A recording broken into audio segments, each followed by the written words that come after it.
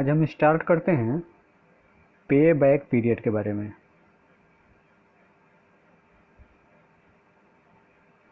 पे back period, इसका concept समझेंगे। पे बैक पीरियड का कॉन्सेप्ट क्या होता है।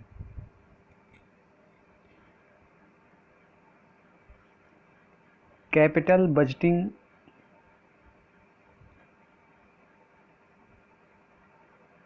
टेक्निक में एक ट्रेडिशनल मेथड को ये फॉलो करता है, पे बैक पीरियड। ट्रेडिशनल मेथड इसे इसलिए कहा जाएगा कि पे बैक पीरियड कैलकुलेट करने के लिए हमें कोई स्पेशल कैलकुलेशन की ज़रूरत नहीं पड़ती है। स्पेशल कैलकुलेशन का ज़रूरत नहीं पड़ती है कहने का मतलब यहाँ पर इस बात से है कि हमें पे बैक पीरियड कैलकुलेट करने के लिए कैश डिस्काउंटिंग टेक्निक को नहीं यूज करना पड़ता है, या यूँ हम कह सकते हैं कि इस टेक्निक को हम नॉन कैश डिस्काउंटेड मेथड भी कह सकते हैं, क्योंकि इसमें कैश का डिस्काउंटेड नहीं किया जाता है। तो पे बैक पीरियड आखिर काम कैसे करता है। वर्ड क्या है, पे बैक पीरियड। यहाँ पर 3 वर्ड हैं पे बैक पीरियड। अगर हम इसकी बात करें तो पे का मतलब होता है गिवन कैश, हमने कैश किसी को दे दिया, और बैक का मतलब होता है कैश इन हैंड, और पीरियड का मतलब होता है हाउ टेक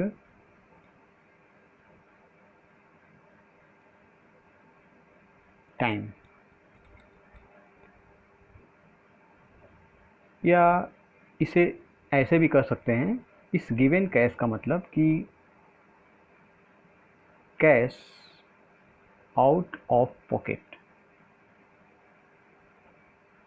और इसके लिए आप कह सकते हैं कैश इनटू पॉकेट, और इसके लिए कह सकते हैं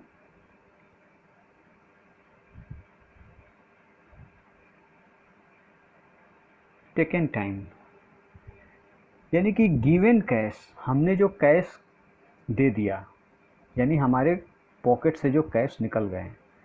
बैक कैश इन हैंड, हाथ में आने के लिए, मेरे पास आने के लिए, हमारे पॉकेट में आने के लिए। How take time, taken time, कितना समय लेगा या कितना समय लिया। तो पे बैक पीरियड का मतलब होता है कि हमने जो कैश आउट किया उसको इन करने में, मेरे पास आने में रिटर्न, उसे कितना पीरियड लगा, कितना समय लगा। तो अब क्लियर हुआ पे बैक पीरियड का मतलब।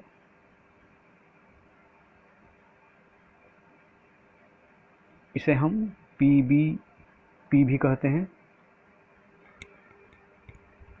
तो हमने जो कैश आउट किया उसको हमारे पास रिटर्न बैक आने में, यानी कि इसको अर्न करने में, कमाने में हमें कितना समय लगा, इसको हम बोलते हैं पे बैक पीरियड। हम सिर्फ इसी के बारे में, कैलकुलेशन के बारे में आज बात करेंगे। और इसे ट्रेडिशनल मेथड इसलिए कहा जाता है कि इसमें कोई स्पेशल कैलकुलेशन की ज़रूरत नहीं पड़ती है, और स्पेशल कैलकुलेशन का ज़रूरत नहीं पड़ने कहने का मतलब यहाँ पर यह है कि ये नॉन कैश डिस्काउंटेड मेथड पर ये काम करता है, यानी इसमें कैश का कोई डिस्काउंटेड नहीं किया जाता है। हमें सिर्फ इस बात का पता लगाना होता है कि जो हमारे पास से कैश चले गए वो हमारे पास आने में कितना समय लगा। उसके बाद कुछ भी हमें उससे लेना देना नहीं है, बस समय जितना हमने कैश लगाया वो हमारे पास आ गया, बस हम वहीं तक देखते हैं कि उसने रिटर्न आने में, मेरे पास आने में कितना पीरियड लिया। हमने कैश इन्वेस्ट किए थे 1 लाख, किसी प्रोजेक्ट में इन्वेस्ट किए थे 1 लाख। 5 ईयर में प्रोजेक्ट ख़त्म हो जाएगा। ये प्रोजेक्ट का 5 ईयर लाइफ है। अगर 1 लाख आने में, हमारे रिटर्न आने में 3 ईयर लग गए तो हमारा पीबीपी यही हो गया। और मान लेते हैं कि 1 लाख आने में हमारा 3.5 ईयर हो गए तो हमारा पीबीपी 3.5 ईयर हो गया। अगर 1 लाख आने में हमारा 2.5 ईयर्स लगे तो हमारा पीबीपी पीरियड जो है 2.5 है। प्रोजेक्ट भले ही 5 साल तक चला, लेकिन हम सिर्फ ये चीज़ को हम देखेंगे कि हमारे पास ये 1 लाख जो हमने आउट किया था, ये हमारे पास आने में कितना समय लगा। उसके बाद के ईयर में जो आता जाएगा हमें उससे कोई लेना देना नहीं है। इसे हम एक एग्जाम्पल से अच्छे तरीके से समझ सकते हैं। तो आइए हम एक एग्जाम्पल को देखते हैं। हमारे पास ABCD 4 प्रोजेक्ट हैं और इन चारों प्रोजेक्ट में इनिशियल इन्वेस्टमेंट 1 लाख करने पर 2,10,000 इससे कैश इनफ्लो आते हैं।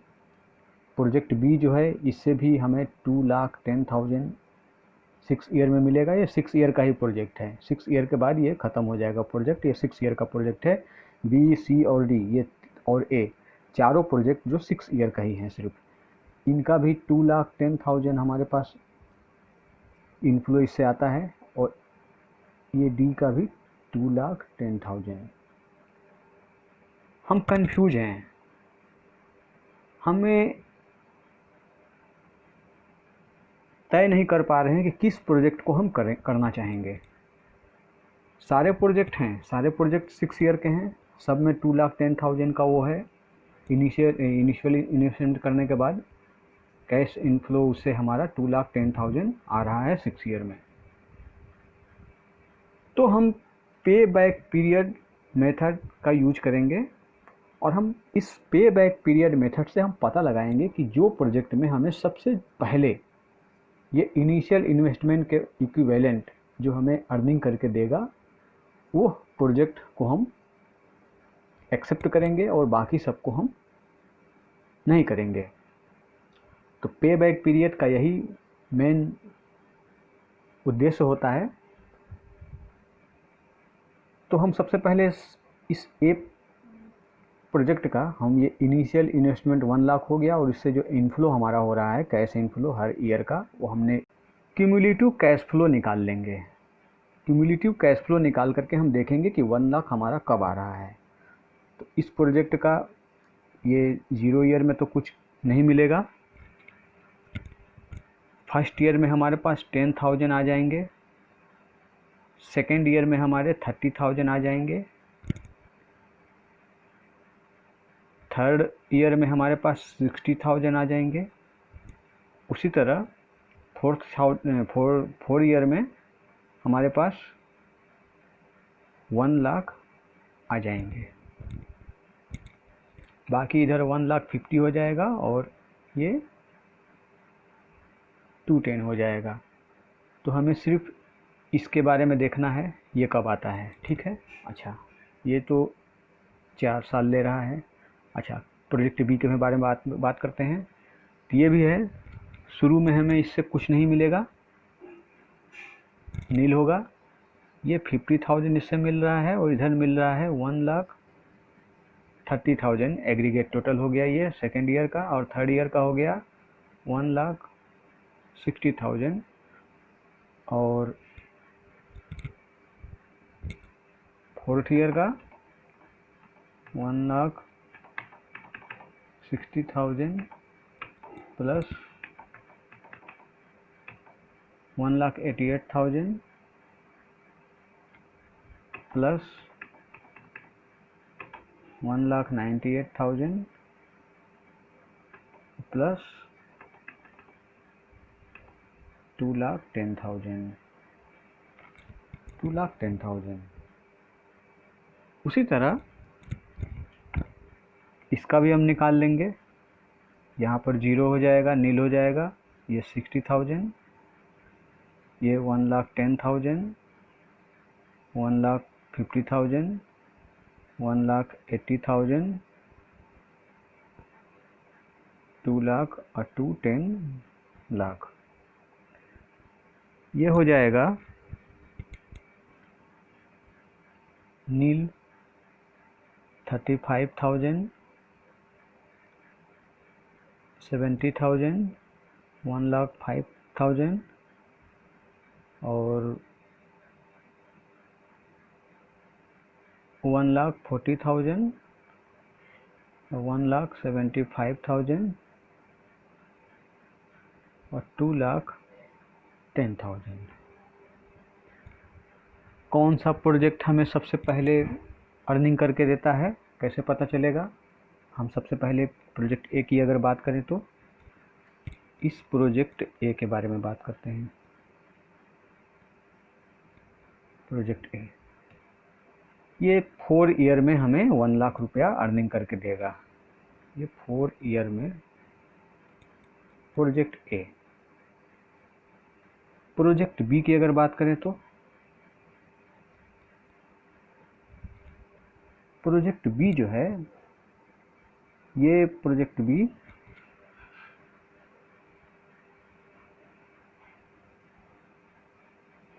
ये हमें यहाँ पर ये 1 ईयर तो लगेगा नहीं, उससे ज़्यादा ये लेगा, तो 1 ईयर तो ये लगेगा ही लगेगा, plus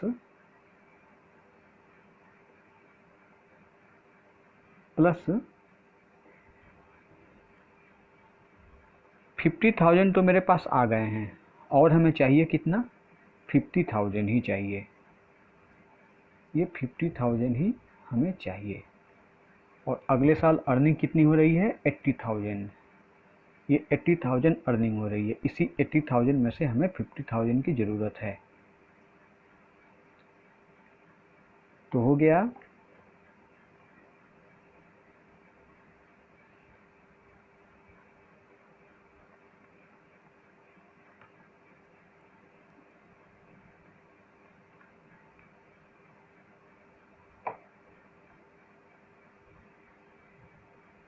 1 years plus 0.625 years।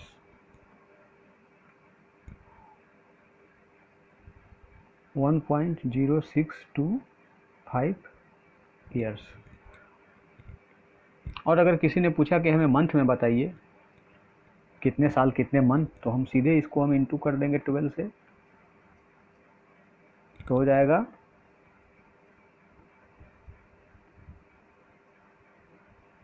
1 year and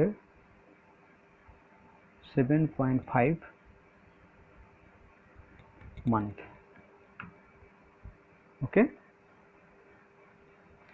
अब सी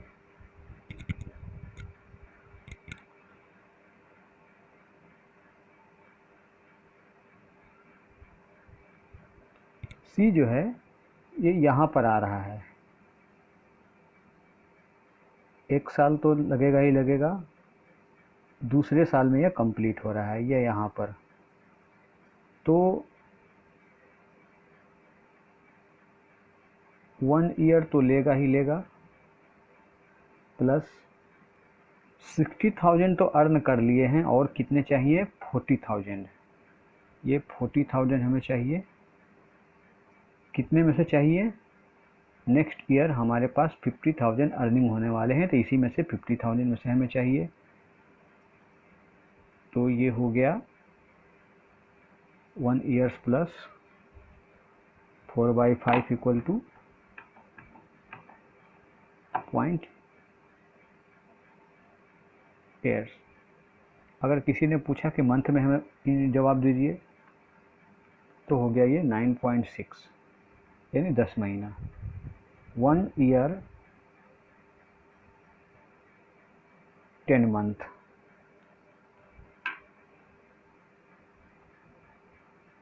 ये और ये। और अगर बात करें डी की, तो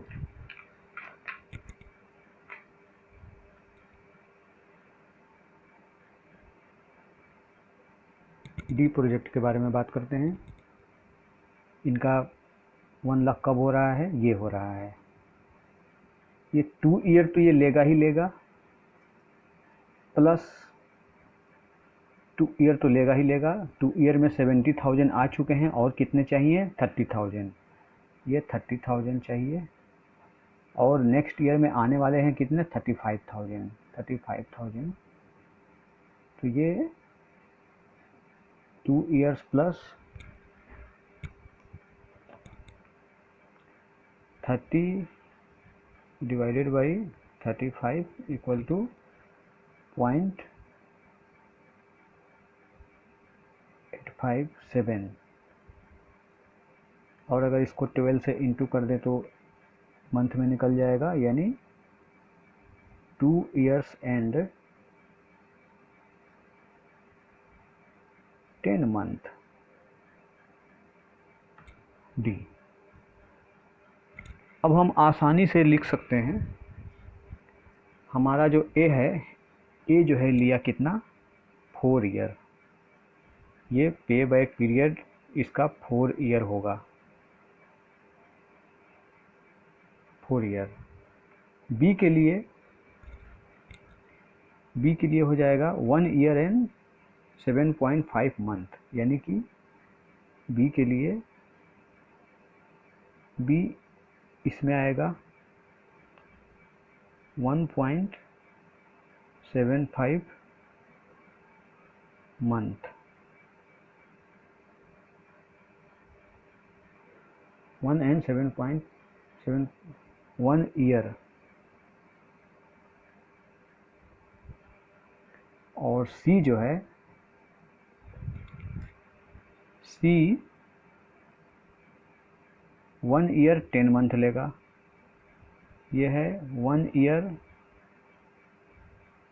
और 10 मंथ लेगा। और डी हमारा लेगा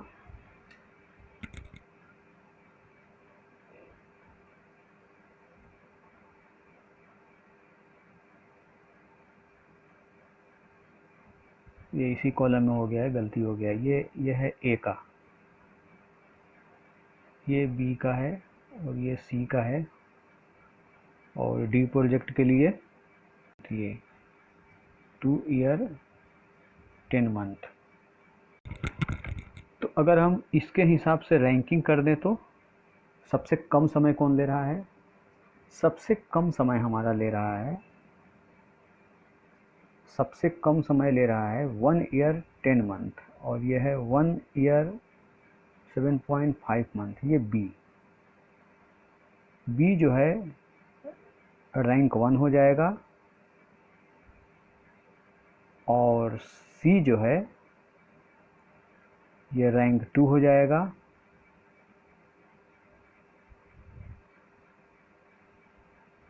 और डी जो है ये रैंक 3 हो जाएगा। और ए जो है ये रैंक 4 हो जाएगा। यानी कि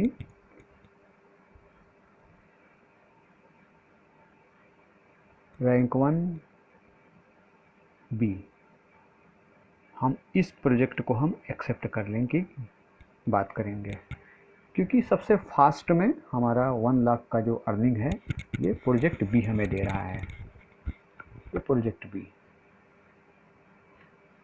अब इसके अलावा हो सकते हैं और भी, इसमें बहुत से कारण हो सकते हैं,